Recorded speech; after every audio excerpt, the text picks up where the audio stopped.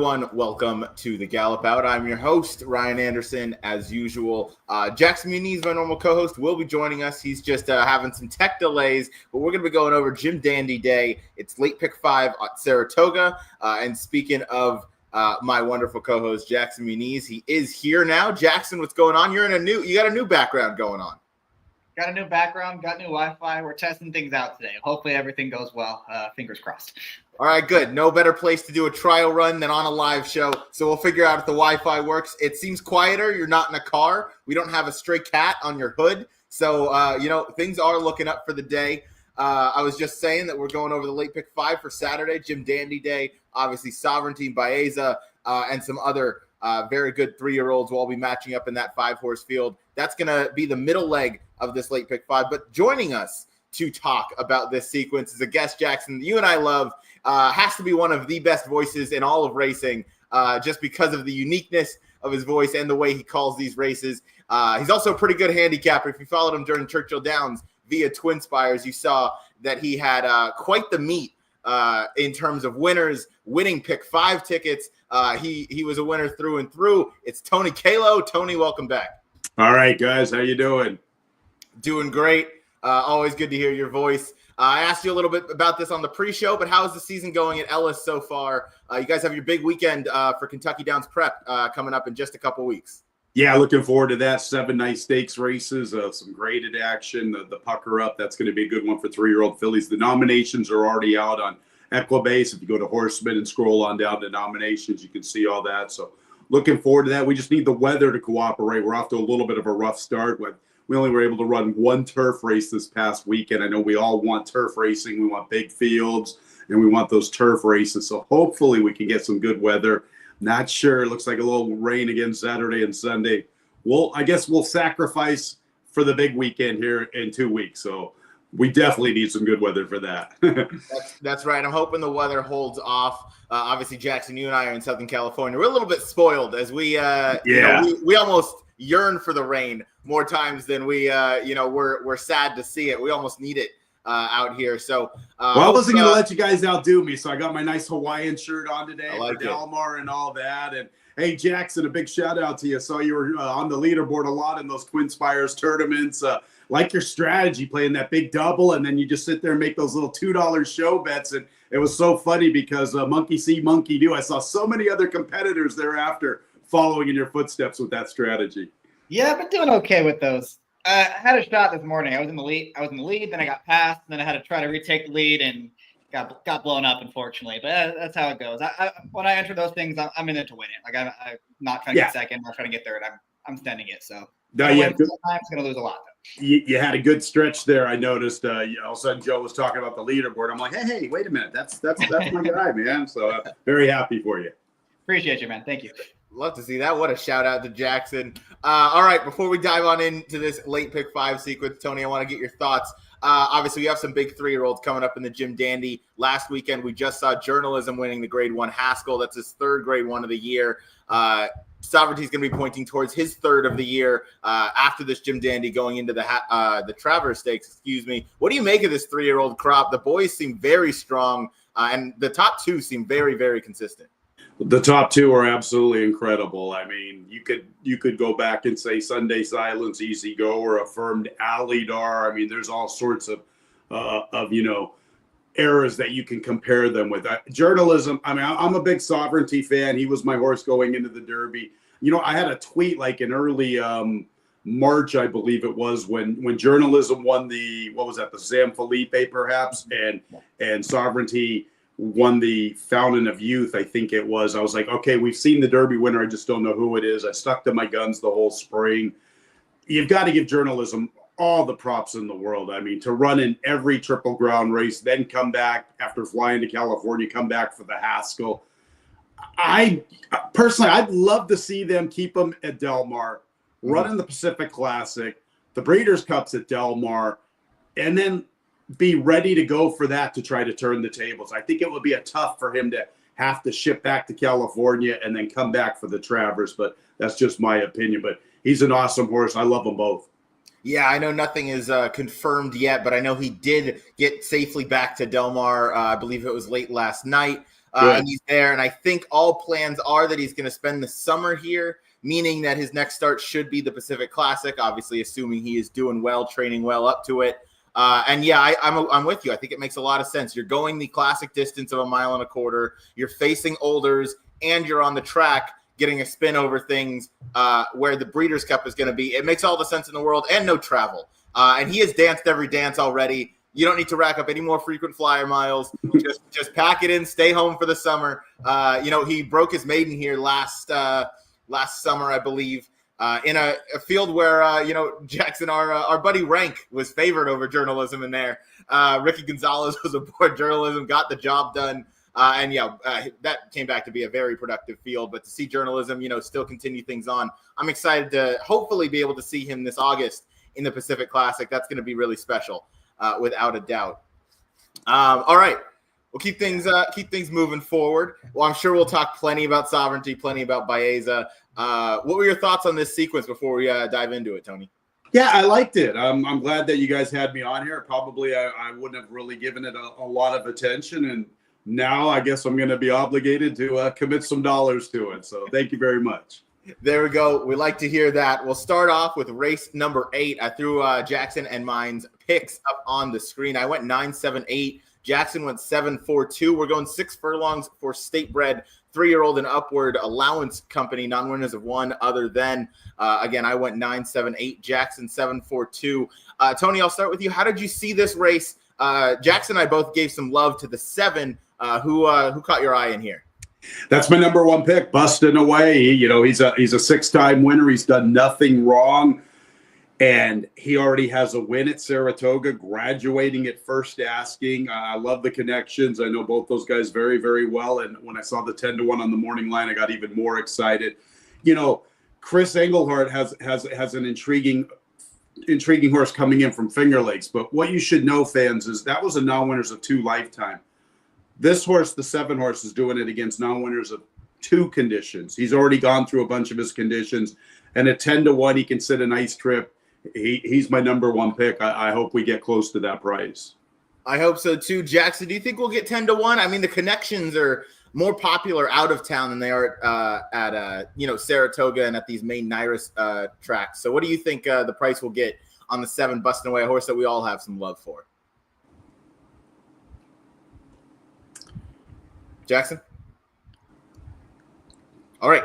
Well, I'll take it away. I don't know if he can hear me. Or, maybe his attorney told him to plead the 5th on that one. Maybe he could be frozen. Oh, yeah, we're testing out the Wi-Fi, so I think he had to restart real quick.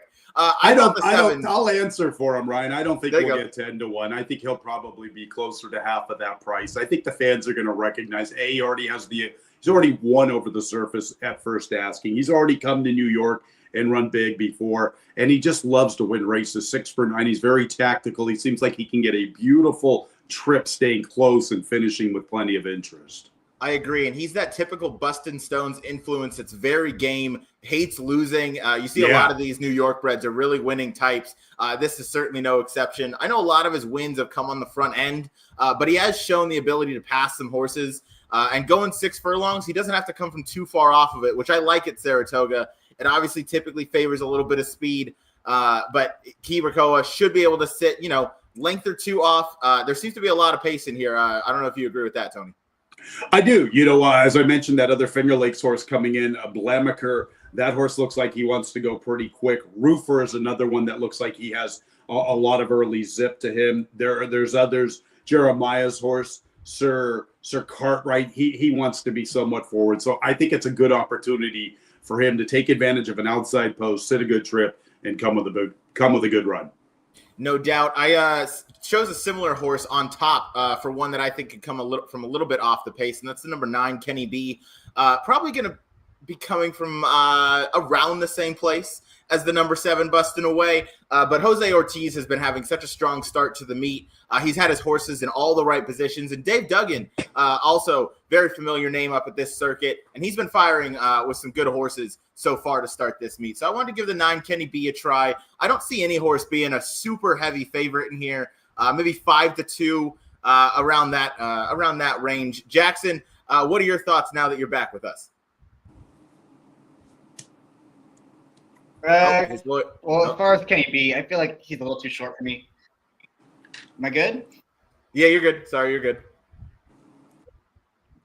Watch. I think. Kenny B, I think, is going to be a little too short. He hasn't really progressed from 2 to 3. You got those big numbers. I'm resetting this. Hold on. All right, Jackson's Keep going to going, reset. Ryan, keep going. Okay. All right. As he mentioned in the pre-show, or in the start of the show, we're gonna demo his Wi-Fi and see how that ends up working out here. But you mentioned the Jeremiah Engelheit runner, Sir Cartwright, getting first-time LASIX for a mid-season 3-year-old. That's a little bit uncommon, but second off the bench, I think has every reason to improve and take a step forward here. Faced Olders for the first time last out since his first start since December 15th versus Optional Claiming Company.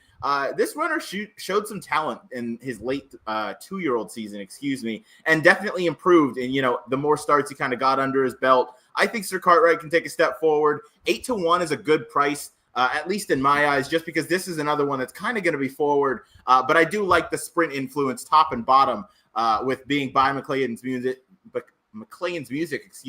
out of a Hennessy mare, so shouldn't be too much of an issue there.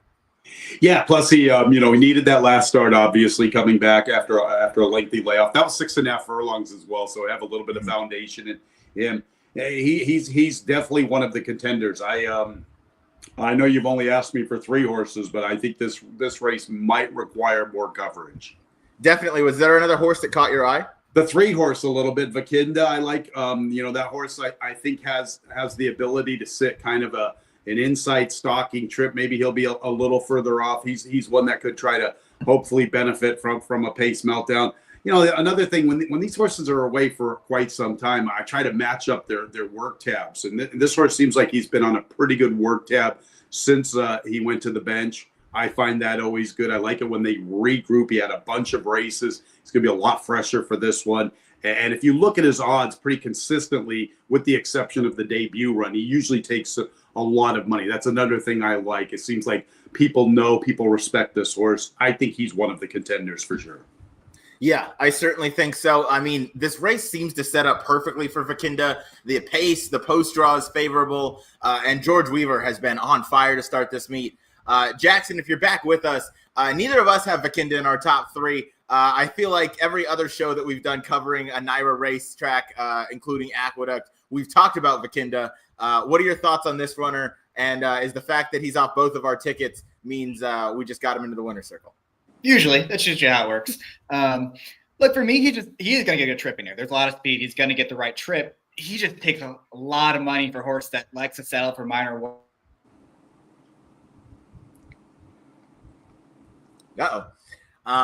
Yeah, he was saying a horse that likes to kind of settle for those minor awards, kind of that pack animal. Oh. Yeah, I think that's pretty fair. Like I said, that's a definitely fair assessment, and that is a good observation. I'm just maybe hoping that with the little layoff, the good amount of works, that this maybe can get him going in the right direction. I'm with you. Sometimes that time off, when a horse kind of gets into a rut, kind of like Vakinda's in right now, of not, being able to finish off those races, sometimes a freshening and just a little bit of growth and maturity away from the racetrack goes a long way. Last one we'll talk about here is the number 2 Stewie, a horse that was ridden by Chris Elliott, who's now a journeyman. Irad Ortiz is going to be aboard today for James Begg. That's obviously a bit of a rider upgrade, but I don't know. I saw this one as being a little post-compromise from the draw, kind of inside speed in a race loaded with it. And I don't know that he's necessarily shown the propensity to want to pass runners. What did you think about the number 2 Stewie? I'm kind of on board exactly what you said. I don't think a lot of us really equate post positions into our handicapping as much as we should. And when there's a bunch of speed outside, the Finger Lakes horse is very quick. Roofer's fast. We've already talked about some others. Stewie with his inside trip, I think he's a little bit compromised with that positioning. I think Stewie was maybe a little bit better early on in his career. I remember calling this horse. I'm pretty sure I called him in 2023 at Finger Lakes, if my memory is correct. But I'm thinking that maybe some of his better days are a little bit behind him, to be honest. Yeah, I did call a couple of his races. He impressed me on his debut. He disappointed me in his actually his second career start. He impressed me. He disappointed me in his subsequent start. But I've always thought he had ability. I just think he's kind of underachieved a little bit. But it gets tough.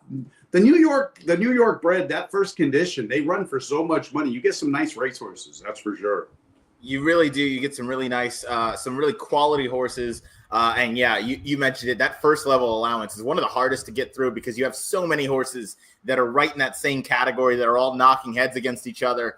And we see it a lot of times in the running lines that a lot of them are coming out of similar races, whether it's the same race last out or they have similar opponents going 2, 3, 4 back.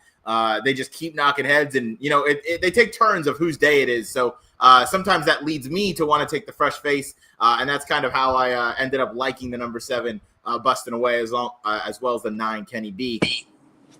Yeah. All right, that's race number 8. That's going as the first leg of this late pick 5. Again, state bred allowance company going 6 furlongs on the main track. Next up, we have the grade 3 at Lake George, going a mile and a 16th. It's for mile and a 16th. It's for the 3-year-old fillies. Mine and Jackson's pick are up on the screen. I went 6.54. Jackson went 6.95. So both of us showing love to the 6 Princess Attitude at 15-1. Happy Jackson's not here. He would accuse me of copying his picks, but I had this down much earlier in the week. So we both just came to the same conclusion, which, at a price like 15-1, this kind of makes me think it's similar to busting away. Maybe we don't get this price. Tony, how did you see this race? Well, I think Classic Q deserves to be the favorite. There's, I watched that replay, and I don't think Play with Fire was really ever going to go by her. Mm-hmm. She really impressed me, her race 3 back, that mile race at Churchill. Now, with that being said, though, a mile might be her best distance, so she maybe is a tad vulnerable with the mile and the 16th. She also doesn't have a workout since her last start, which was going to be about, 23 days. I would have at least liked to maybe seen one workout, but I think she's the one to beat. I looked at your guys' Princess with Attitude. I didn't know what to do with her. I think it's a very good second to Lush Lips, no question about it. I think Lush Lips would be pretty live in this affair. So maybe I'm glad you guys are on her because now it'll track me getting there on my pick. The one that I thought was sneaky was the 8 horse a little bit, Teradora, because she has so much foundation in her corner. And I just think she has, I know she's only a one-time winner, but I'll tell you what, if we get some pace, she could come running. So she's my sneaky little long shot. And then after that, I looked at both the Logical Girls, the Play with Fire, and the other one that's been running with her. That would be what numbers were that? The 10 and the 2 were the other ones I looked at. I like your point on the number 8 at Teradora. Ran a sneaky good race in the Edgewood. There was not much pace in there, and she closed really well, finishing a ways behind Nitrogen, but everybody was that day. Lush Lips also in that field who came out to win. You see the common running lines of Fionn, who obviously came back to beat Nitrogen just a couple weeks ago. Right. And so, she's kept really good company. Jackson, we both ended up with the 6 Princess Attitude in here. I kind of gave my point on it. Why don't you touch on that one and then go to the 9 Good Long Cry for George Weaver? Yeah, we've got this wide open race, and you still find a way to copy me, huh? There it is. I just think the 6 is going to find herself getting a good trip in here. The 5 is way the horse to beat. If they ride Classic Q like they did last time, she's going to take a lot of beating here. There's not a lot of speed. Be aggressive with her. Do it again. I just think the 6 and the 9 are the horses that might get that first jump on everyone else if the pace doesn't really materialize. That's really it. The 9 has been in the wrong spots several races in a row now. I can make excuses for her last 4. Dirt, no. Synthetic, no. The turf race at Tampa, maybe she moved a little too early. It was against the boys. Tank came back and ran really well at Saratoga earlier. So that race, I don't think was as bad. Her races at Gulfstream, both of them are much, much worse than anything else she's done on the grass. I just think there's excuses in her form lines where for a 20-1 shot, you can kind of be a little forgiving of those races. Now she's getting back in a race where she's going to be forwardly placed again. She'll be right behind the 9 or the 5, I should say. If the 5 doesn't show up with her best, I think Good Long Cry gets the jump. She's going to be a bong, and maybe she can have a chance to upset this field. Because the problem with the other horses in this race, we just saw the Classic Q beat both of the chaperones. They both didn't really have a huge major excuse. I guess they're going to ride Lavender Disaster a little differently than they did last time when they try to put the pressure on her. But it's tough to envision the pace setting up for her. So that was my views on these races. I thought if you're going to try to beat the 5 Classic Q, you want to do it with a horse that's going to be a big price and going to be forwardly placed. I like it. I don't hate your points on Good Long Cry. I think the jockey switch to Luis Saez is a big one. I think he's very much the kind of guy who's going to get that position out of the gate. And yeah, I'm with you. Those last 2 efforts, probably not what this filly wants to do right now. I think going long on turf, and I think she kind of likes that longer grass that you get at Aqueduct, Keeneland, Saratoga. You can see her, as Jackson, as you pointed out, those are kind of where her best runs came. The putting green at Gulfstream Park and at Tampa didn't seem to quite want to get along with that, which is fine. We see horses that take to those surfaces, horses that don't all the time. So it's going to be interesting to see Good Long Cry and Luis Saez team up here for, again, George Weaver, who's done very little wrong to start this meet. Another horse, Jackson, you mentioned the number 4 Lavender Disaster for Irad, Peter Brandt, Chad Brown. This horse is going to take a lot of beating. I had this horse in 3rd. Obviously, didn't get too creative with this one, but this one has started her 3-year-old season with 2 really strong speed figures. I know last time, a bit of a disappointment, I guess. Classic Q, though, ran very well. But, Tony, I'm with you. You pointed out that I think 1 mile and a 16th might be reaching just the edge of Classic Q's distance preference. So I feel like Lavender Disaster might stretch out and might really appreciate that extra half a furlong here. So I want to give this one a shot, but there's a good chance she's going to take all that Irad Chad money, and she might be an unbettable price at 8 to 5, 7 to 5. I don't want to take anything like that. I'll find other horses to go with there. I would agree. We don't want to take a too short of a price against Classic Q. If you are going to, like Jackson mentioned, both the 6 and the 9 offering value. I like the points that you made, Ryan, about the 9 not liking maybe the turf courses away from New York and Keeneland, liking that longer lawn. So I think Jackson's found us a sneaky one here. I think so too. He typically is pretty good at sniffing out those prices. Tony, last one I want to talk about is number 1, Raining Flowers for Johnny V. This filly has just never seemed to quite get a hot enough pace to close into. You see a lot of her time form numbers in those races are coded blue for a slow pace, and she still kind of closes into them. She even got a win back at Keeneland last fall in that allowance non-2 lifetime race, just getting up by a nose over a pace that again held together. Do we think that, she's just kind of up against it from a pace perspective no matter what because she comes from so far out of it? And do you think she might get, the trip and enough pace in a race like this? Well, I think yes and yes. A lot of times her running style makes her a little compromised in many of her races, just her style alone, and especially in paceless races. One thing I've learned over the years that I think paceless races sometimes on turf can still have closers make an impact. I think more so than dirt. I think dirt racing, when it's paceless, you're really up against it trying to close into it. But there's so many times you can see them, and it might be even in just restricted to very small fields. It's amazing how many times I see 5-horse fields on turf, 6-horse fields, and they don't go very fast, and somebody will launch from far out of it.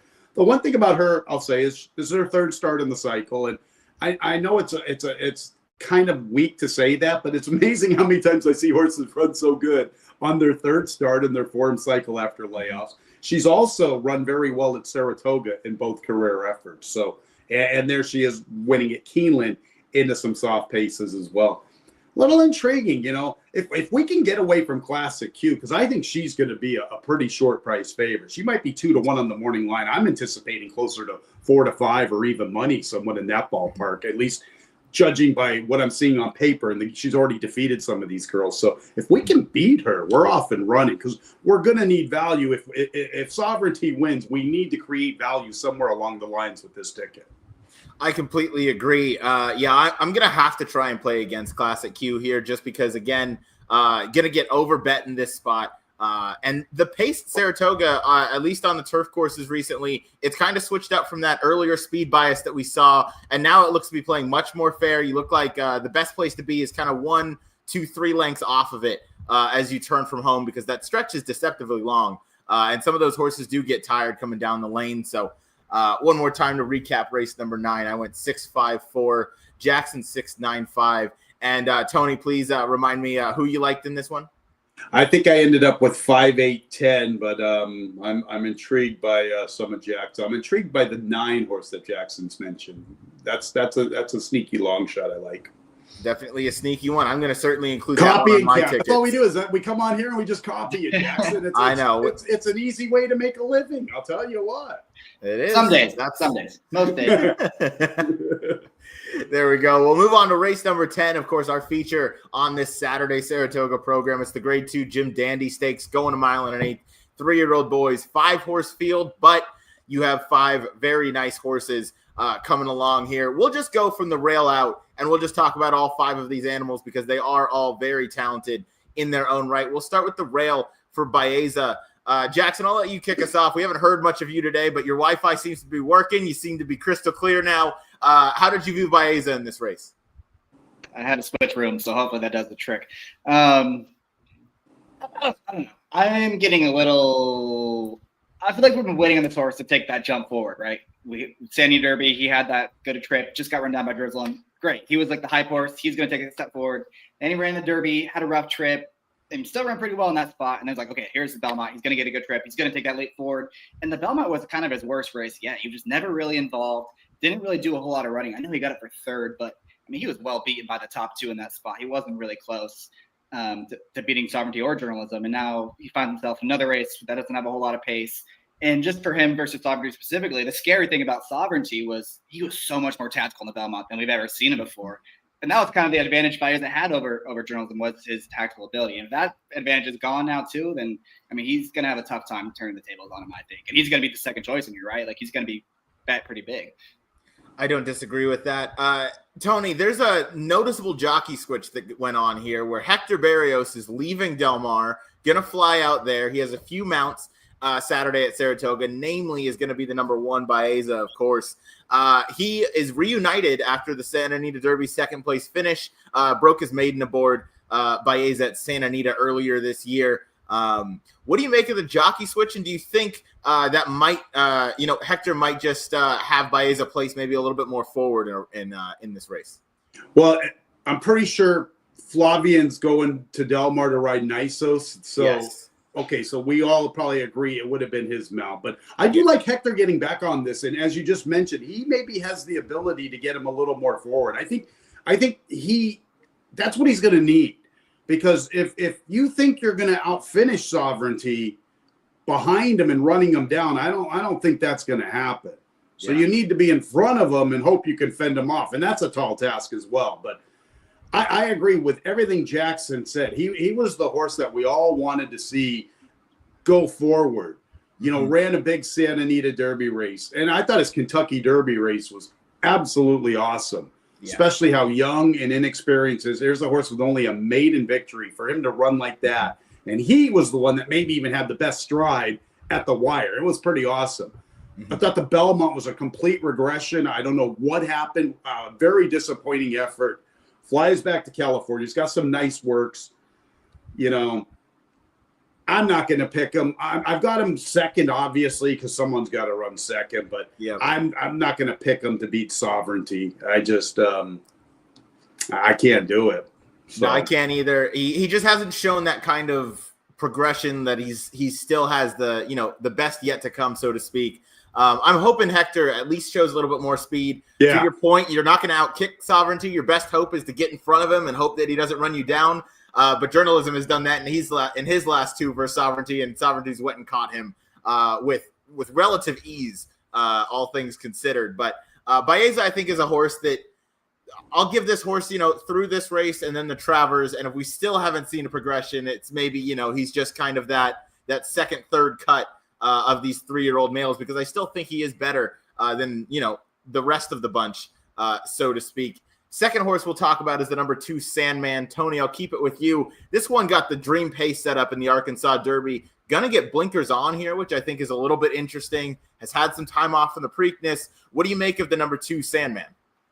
Well, I'll say this. He does like Saratoga. That's where he graduated. He does not like Churchill Downs. I think that's pretty obvious. He hasn't really run too well at Churchill Downs throughout his career. I've never been a big fan of them. Like, when I was doing the Derby show leading up to the Derby, I was like looking at journalism, I'm looking at sovereignty, and I'm just looking how perfectly proportioned both of those horses are with powerful chests and shoulders and hind ends. And Sandman just seems, he's very narrow up front to me. So he's never been a horse like I've looked at, go, wow, look at this guy. He's fresh. He gets away from Churchill. He likes the racetrack. The blinkers on, what is he going to be that close? Because he's not going to get any pace. He can't come from dead last and win this race. Right. So he's another one that kind of I don't know. I'm not on him. I'm not on him in here. I'm more intrigued maybe with the other two horses, the 3 and the 4 over the 1 and the 2 for some reason. Me too. The number 3 Mo Plex. Jackson, I'll let you take it away. I forgot to throw our picks up on the screen. That makes sense. Obviously, we are both 5-1-3 as one would have it. Listen, if you go and watch the show Up to the Mark with Anita Marks, which is going to release tomorrow on X and on YouTube, you'll see that I had all of these picks way before this show. Wow. So you, in fact, have copied me in this scenario. But I'll let you take it away with the number 3 Mo Plex, winner of the Grade 3 Ohio. I'd like to hear what Jackson has to say about Sandman. Let's see. What about that? Yeah. Jackson, Sandman, thoughts? Oh, man. Ryan knows how I feel about this horse. Look, I'm not a huge fan of betting horses that get great trips after great trip, great setup after great setup after great setup down in Arkansas. In the Derby, he got a really good setup in that spot, too. I mean, the pace completely collapsed in the Derby, and he was, the 5th best closer in that spot. He ran okay in the Preakness. It was another race where he got a really good setup. I just don't know how he's going to outkick these horses home. His best chance is a pace collapse, and it just doesn't look like it's going to happen in this spot. So he's not for me. I'm not going to talk anyone off of him because he's a cool horse, and the connections are fun to root for, but he won't be on my tickets. Well, there we go. All right, take it away now with Moplex as we'll get one to the outside.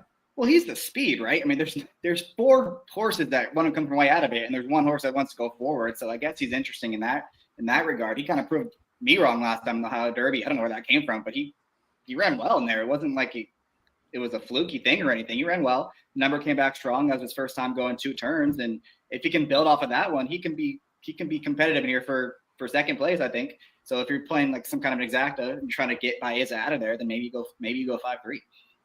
Yeah, certainly an interesting prospect in here. I had it the same way. Yeah, this one's going to be up on the lead.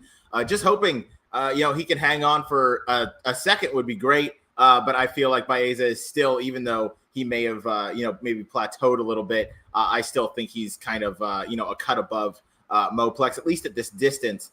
So yeah, I went 5-1-3 for that reason. Tony, anything to add on the number 3 Moplex, the speed in here?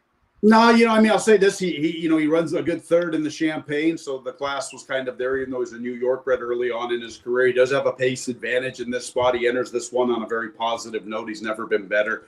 I'm in total agreement with you guys. 5-1-3 is the way I have this race as well. Yeah. Next one we'll talk about is the number 4 Hill Road. This is an interesting horse. This is I made the comparison earlier this morning on that show Up to the Mark with Anita Marks, that Hill Road kind of gives me those like Sierra Leone type vibes where he's a deep closer and hasn't quite gotten that pace set up, but he runs his race every time. And obviously I'm not trying to say that they're the same caliber of horse. I think that Sierra is obviously a step or 2 above, but Hill Road has still run really well in a lot of his races, still has that closing kick, hasn't quite got there. This is that 3rd start of the form cycle that you were, talking about as a big plus for you, Tony. Do you think he has a big step forward here? Do you look forward to maybe seeing him in the Travers and some, using this race as a stepping stone? Yeah, maybe this is a prep for the Travers. I don't know what to make of him, to be honest. He has the 1 victory in his he has 2 victories. The Peter Pan, I'm not sure who he beat. I think it was kind of a field of cupcakes for him.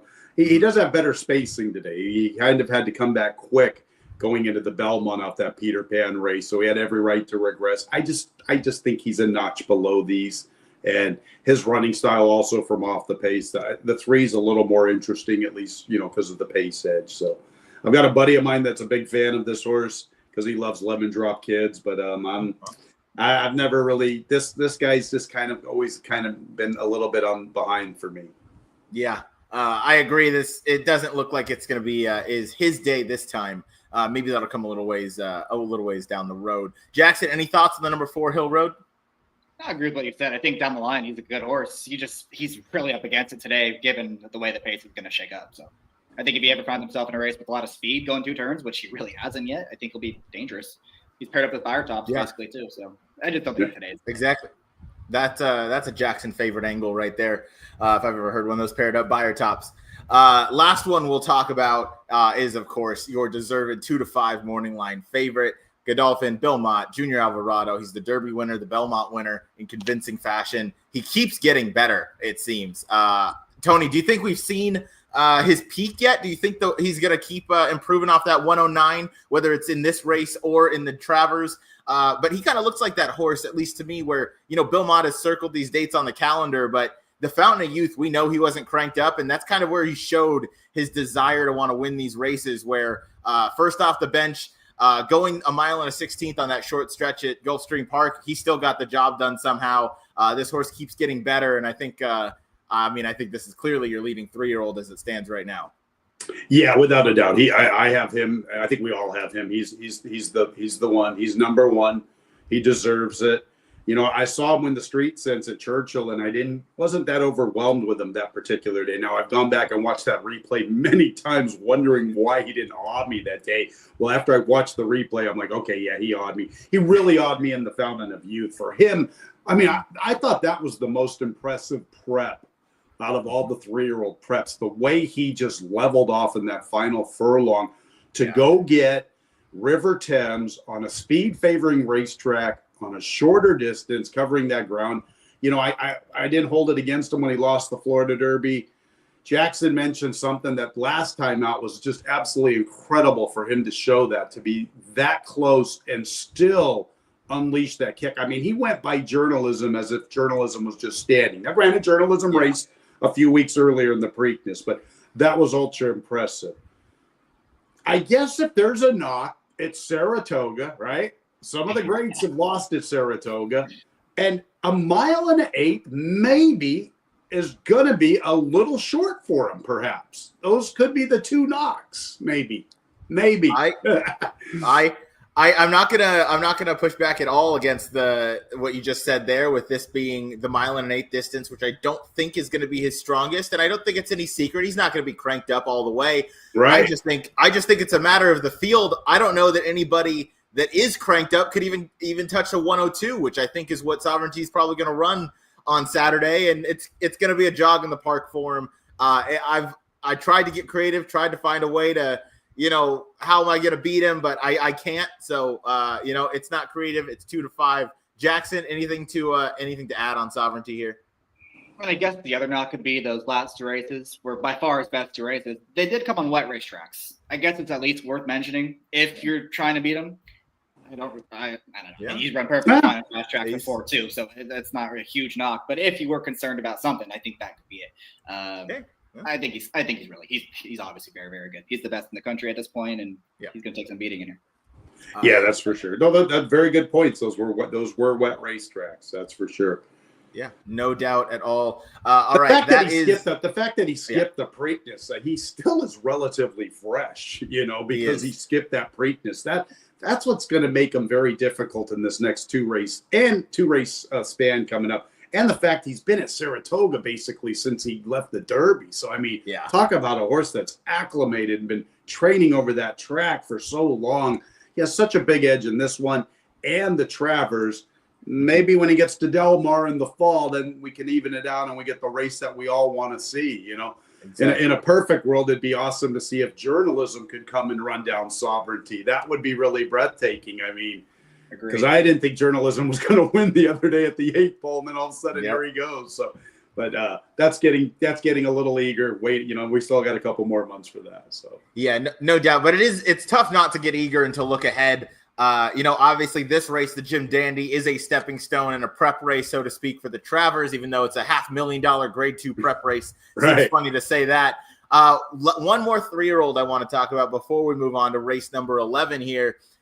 What do you make of a horse like Magnitude, who's going to be making his next start in the Travers? This is a horse who ran lights out in it wasn't the Louisiana Derby, it was the race, the Risen Star. Ran, a high triple-digit buyer, goes to the bench, comes back in the Iowa Derby, and basically repeats that exact same number. Now you're going straight into the Grade 1 Travers, and Jackson brought up this point a couple weeks ago. There's really no confirmed speed 3-year-olds. A lot of them like to come from off of it. Magnitude is very fast. What do you make of a horse like that? And do you think he might be, the one to kind of upset this, the sovereignty and journalism, 3-year-olds on that are holding the top spots right now? Yeah, that's pretty cool. You brought him up. He's very intriguing. Jackson brings up a good point with them not a lot of pace as far as the 3-year-olds, at least the premier 3-year-olds. I thought his Risen Star was kind of flukish, but I have to give him credit. It was a huge effort on the comeback. It was very, very reminiscent. It kind of looked like the same race. I called him last year at Ellis, and he looked like $1 million when he graduated that day.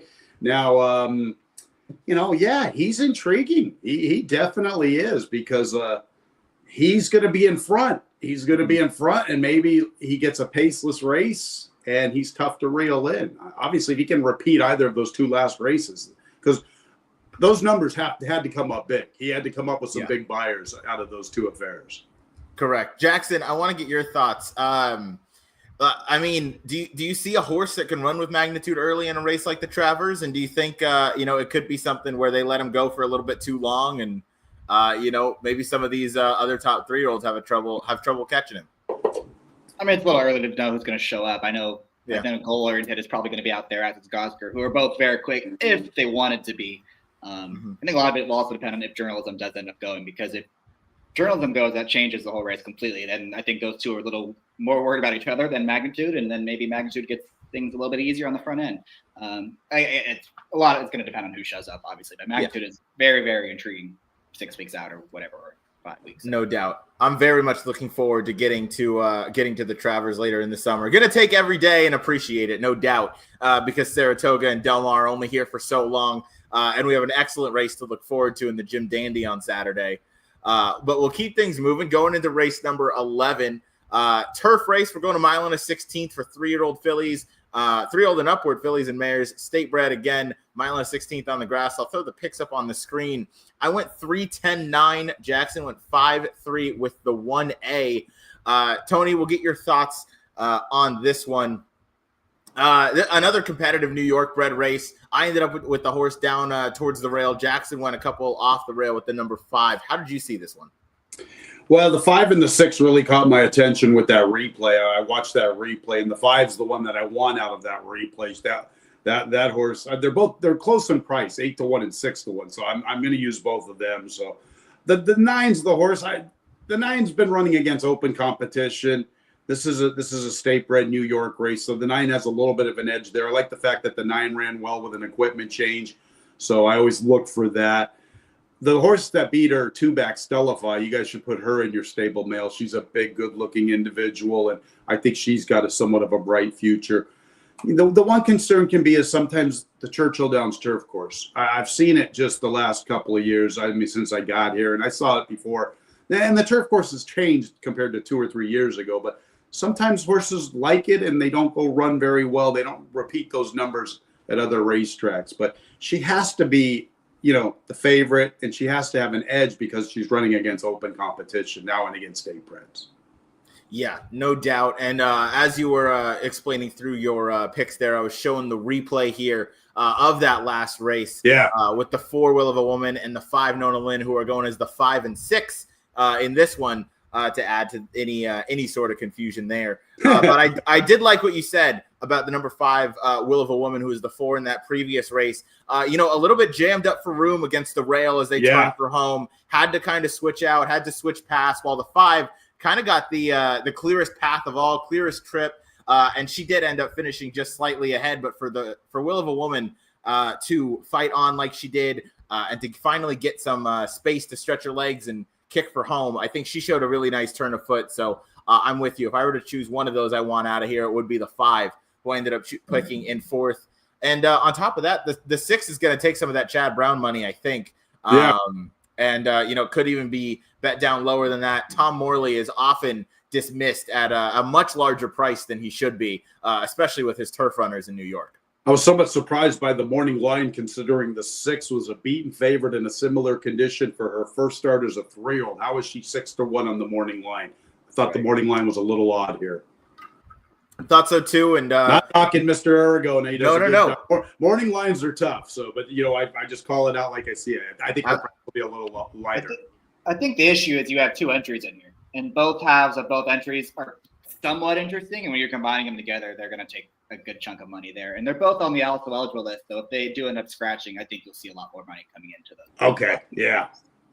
Yeah, that is very.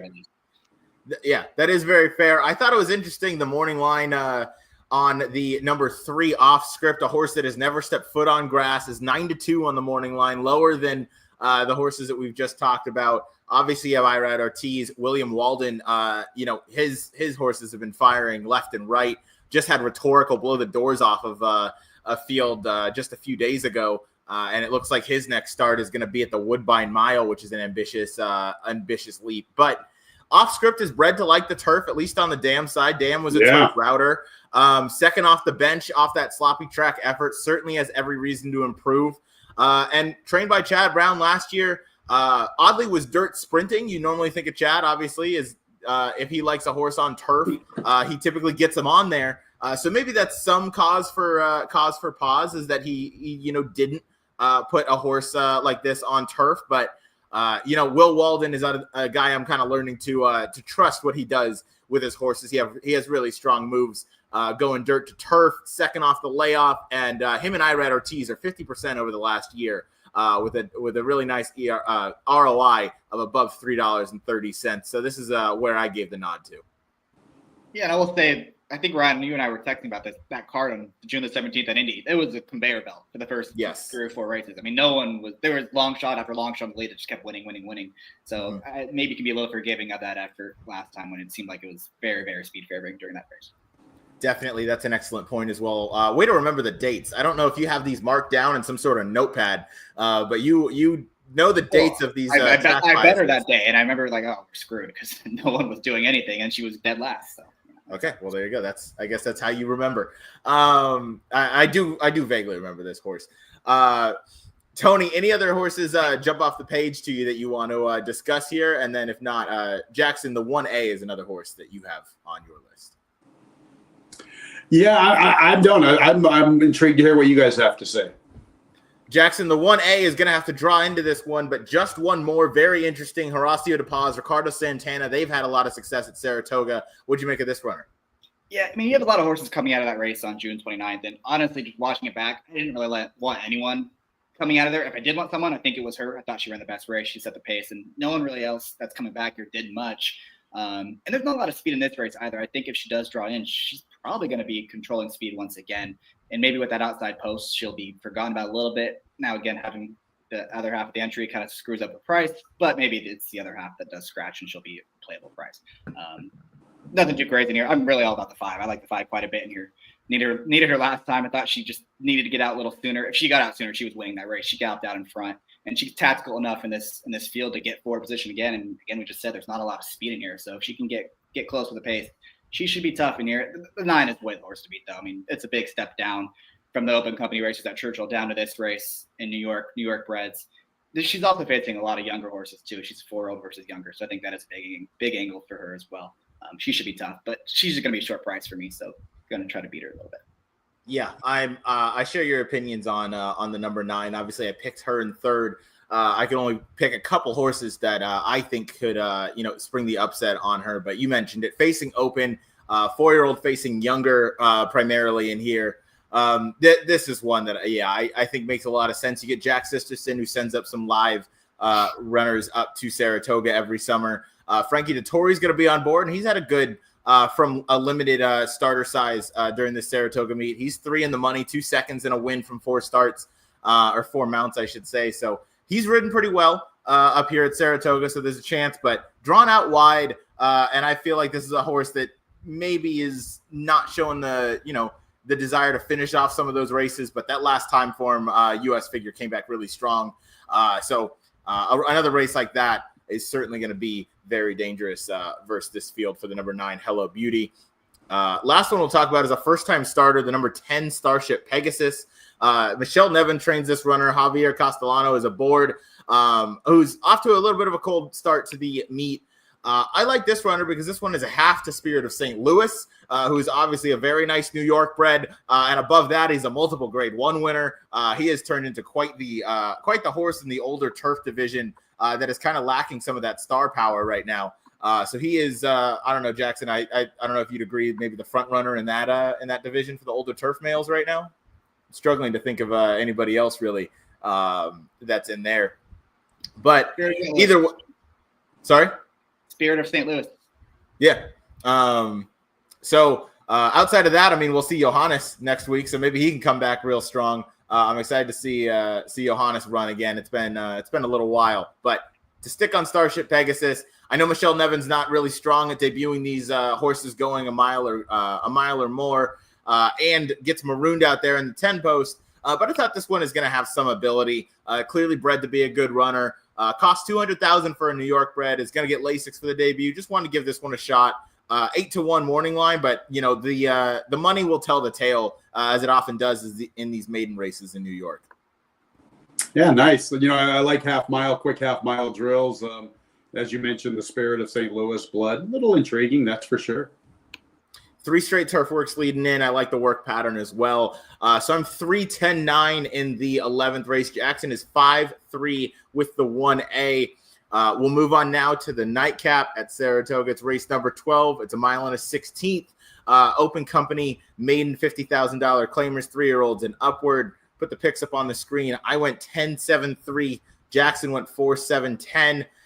Tony, how did you see this race unfold? I found this race to be very difficult. I didn't have a really strong opinion. The horse that I kind of am intrigued by is the 11, Got Stripes. Debuts against the 7, who's going to be the favorite. Fateful Lightning's 2-1. So it's one of my angles. You have a horse that is probably going to be a defined favorite like the 7. I try to go find horses that have company lines, also ran performances behind that horse. This one was debuting around the 2 turns that particular day. Fateful Lightning had racing recency, so he had a lot of advantages. I'm willing to forgive the most recent race. It was a 6 furlong race. I also factored in the Esmark company lines. This is the one that I'm intrigued with, especially we're getting back to Jose Ortiz, and we're getting such a big price at 12-1 on the morning line. This is my number 1 pick here. You are. I like this. I like this runner. The more points you just made on her, the more I think, or on him, I should say, the more maybe I overlooked this one. Jackson, how do you feel about the 11 Got Stripes? Yeah, Jose and Cherie are reuniting for more success up at the spot. Yeah, Cherie's doing really well. I'm not going to talk you off a 12-1 Cherie horse. She's obviously the source. The problem I have with this horse is, they ran him long first time. I really liked him last time when they cut him back. He doesn't really run that much at all. Now they're dropping him for a tag. There is definitely upside here. He's only run twice, and you have a lot of horses in this race that have kind of run 8, 9, 10, 11 times. You kind of know what they are. He's the upside horse for sure. He's the upside horse for sure. Yeah, he is the upside. Jackson, we'll stick with you. The number 4, suspiciously named an absolute bomb, 30-1. I hope you hit the pick 6 because you're buying both of us a car. If that's the case. Top pick, Victor Espinoza and Edmund Pringle are teaming up. What do you like about this runner? Blinkers on. Yeah, well, part of the thing with this horse is it's who I really don't like in this race either. I think the 7 is way the horse to beat. I don't think it's particularly close. Fatal Lightning runs. It's very tough in here. But then you go to these second choices in here, like Majorca, who's I've seen enough of. I've seen enough of Battleground, who's had plenty of chances. Hedge the Risk. They were running him on the dirt all this time for Chad Brown. Obviously, they don't think he's a turf horse. I just think these alternatives to the obvious alternatives of favorite don't really do much for me. And I think watching his last replay on the floor in that sprint race, I thought he ran well in that spot. He was 68-1, broke okay, was kind of right behind the speed the whole time, and kind of just ran evenly, was in a little tight down the backstretch, nothing too crazy. And then finished strongly, galloped out in front of the field, actually. So I think he's a horse that might actually appreciate more ground, blinkers going on. Third start of the form cycle, as we've been saying this whole entire show. So this is the angle right here. And I think it'll be 4 they play. So he'll be able to save some ground. He'll be not too far from the lead. If they want to go, they probably can. If they want to sit back, he's past horses in his career before, so I think he can do that as well. And I just didn't really want to hand this race to the 7. So I'm going to pick a big bomb on top, and hopefully he can take a little step forward and be competitive here at a giant number. I like it. I mean, I'm not going to talk you off of a horse like this. And Victor Espinosa finally got off the Ophir and got the win with Navy SEAL this past week. So he's no stranger to the Saratoga winner's circle now. So maybe a little late career resurgence or something. So he can certainly give a good ride on the grass. So not going to talk you off of the 4 suspiciously named 30-1. Something I do appreciate about the New York morning lines that we go over is we see horses that are above 20-1, which I know might sound a little weird, but a lot of times when we handicap it, we'll see 4 or 5 20-1 horses. And it's like, okay, well, that seems like a little bit lazy. Like we can say that, Chucky R. Law is probably going to be about 50-1 in this race, and deservedly so. And I think that's okay. Not every horse is going to be, whatever it is, 5-1, 6-1. You gotta have them appropriately put up there. And I think that helps, handicappers find better prices, because there's some 20-1s that should be 40, and there's, 20-1s that deservedly should be 20. So I like that we can have, pretty realistic morning lines here in New York. 30-1, I think, is a very fair price for this one stretching out. The other thing about the 4 is, if you're a buyer believer, like he ran at 65 last time, the 7's going to be favored, and he's run high 60s every single race. And that is not a very big difference between a 2-1 shot and a 30-1 shot. Now, obviously, he ran 78 last time, but that also came and going 3 turns, and his races before that going 2 turns were not nearly as good. So it depends. They're going to try to shake this thing up a bit. I agree with that. Jackson, we'll stick with you, or actually, we'll both talk about the number 10, Hedge the Risk. Chad Brown got this one on the turf last time, showed a career best by her speed figure, now goes second off the bench, second to the form cycle. Drew post 10, so obviously going to have to get, some way over towards the rail to save some ground, but Dylan Davis stays with this mount. Price tag gets cut in half for Chad Brown here. This one costs $290,000. Do you think they're maybe giving up a little too soon? I thought, a step forward for this one's 4-year-old season could probably put this one in the winner's circle. I'm trying to beat the 7, as are you. I went with a bit of a lower price than the 30-1, but I'm still just trying to beat this favorite that I think is going to be over bet. What did you think about the number 10, Hedge the Risk? Yeah, he's fine. There's a lot of cheaper speed in here. He's supposed to get us set up. He's coming out of a better race.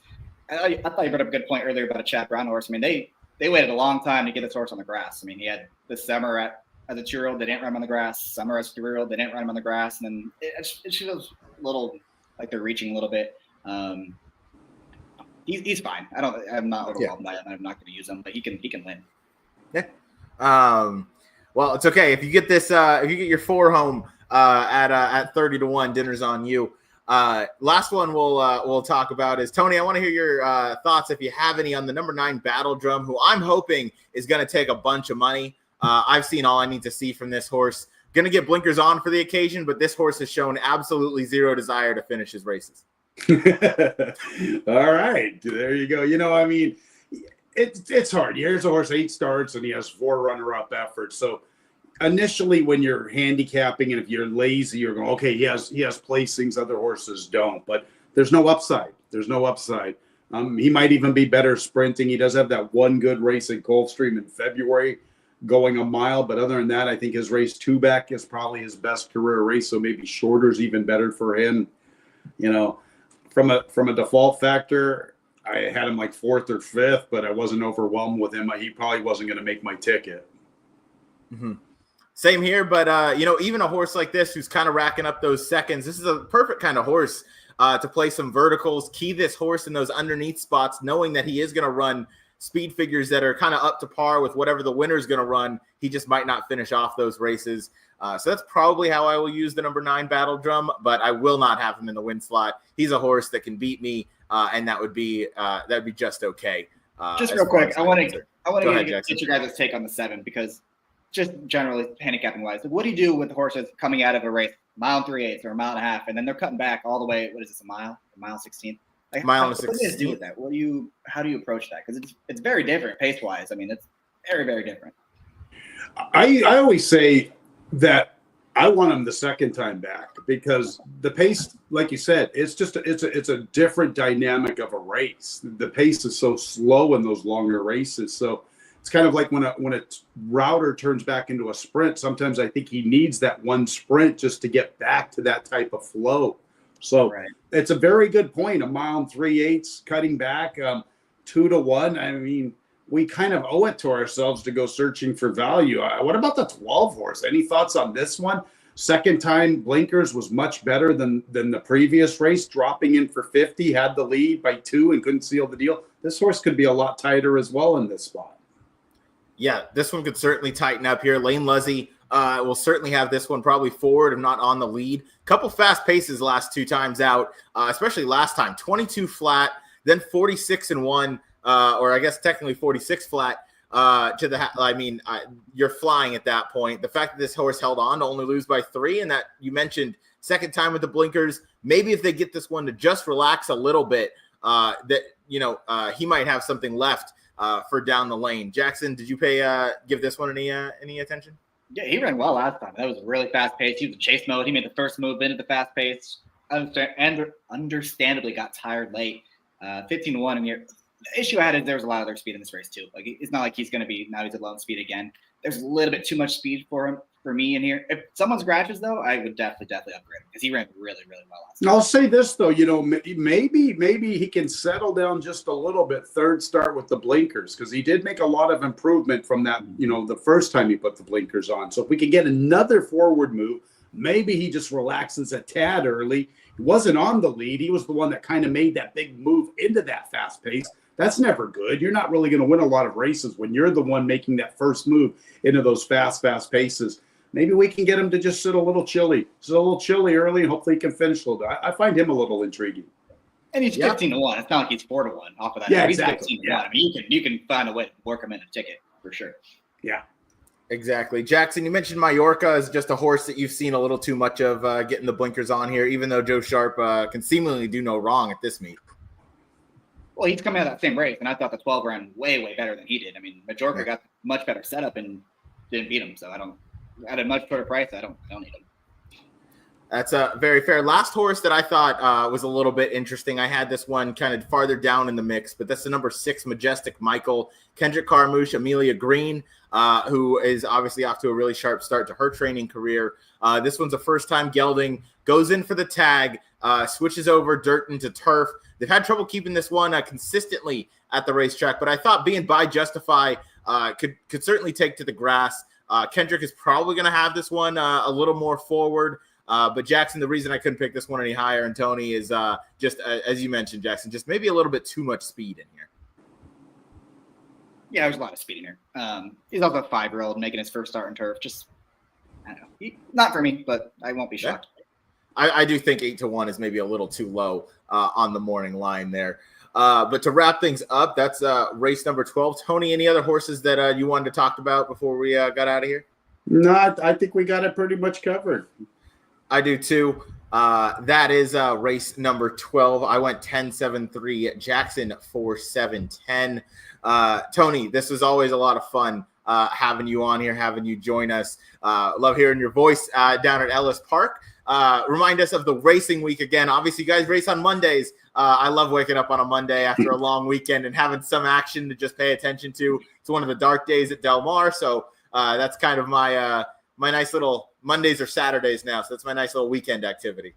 Yeah, it's pretty cool. I like the Mondays as well. It gives us an opportunity to kind of take center stage and good opportunity. So Saturday, Sunday, and Monday, basically 11:50 a.m. Central Time, and we're usually offering 9 race cards. We did lose 4 Saturday, so we will be having some 10 race cards. I already saw, I believe Sunday and Monday have 10 races, so that's even cooler. We got one extra race that we get to enjoy on the Monday. So Saturday, Sundays, and Mondays, basically for the rest of the season. The final week we go to a Saturday, Friday, Saturday, Sunday, but it's basically Saturday, Sunday, Monday till the end. I like it. Obviously, hope the weather gets along with you guys down there in Kentucky, and hope all the rain stays away for the weekends of racing. As you guys have an excellent product. You always see some really nice 2-year-olds, some really nice debut runners down there. People go to Ellis, and we just talked about Magnitude a little bit earlier in the show. Broke his maiden down at Ellis Park. There's always some nice ones that turn up there. So wish you nothing but the best in the rest of your season out there, Tony. And hopefully we'll see you back in a couple weeks to preview Kentucky Downs Preview Day out at Ellis Park at the P-Patch. Yeah, sounds good. I'm looking forward to it. All right, I can't wait to get back on with you guys. Great show as always, guys. Thank you. And Jackson, any parting words? Well, thanks for working with the Wi-Fi issue, guys. Appreciate your patience. Anytime. Happy it all worked out here, and It'll all be worth it when some of his long shots come in. We'll be like, all right, Yep. cool. That's why we stuck with our guy. Exactly. New background, but same guy. So thank you everybody for watching. I've been Ryan Anderson for my wonderful co-host Jackson Muniz and our special guest, race caller, handicapper Tony Calo for Twin Spires. We will see you guys next time here on the Gallop Out